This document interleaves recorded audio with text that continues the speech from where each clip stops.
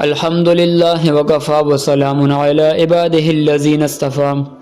حدیث نبوی، قال رسول اللہ صلی اللہ علیہ وسلم خیرکم من تعلم القرآن وعلمہ، تم میں سے بہترین وہ شخص ہے جو قرآن سیکھے اور سکھائے۔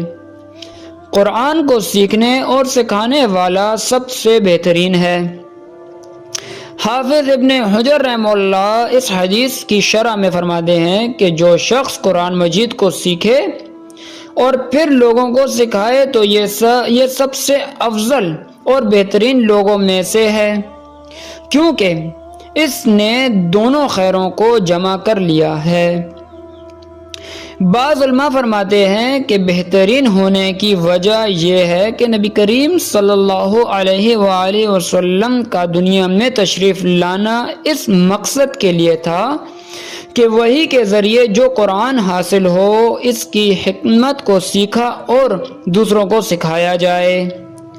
تو اب جو بھی قیامت تک قرآن مجید کو سیکھے اور سکھائے تو یہ شخص گویا رسول اللہ صلی اللہ علیہ وآلہ وسلم کے خاص مشن کا علمدار ہوتا ہے۔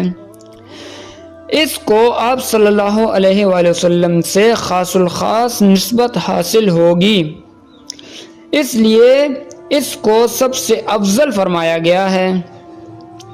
ملا علی قاری رحمہ اللہ فرماتے ہیں انبیاء علیہ السلام کے بعد یہ لوگ بہترین ہیں جو کلام اللہ کو سیکھیں اور پھر دوسروں کو سکھائیں، مگر اس سیکھنے اور سکھانے میں اخلاص اور رضا الہی کو سامنے رکھیں، دنیاوی کوئی غرض سامنے نہ ہو۔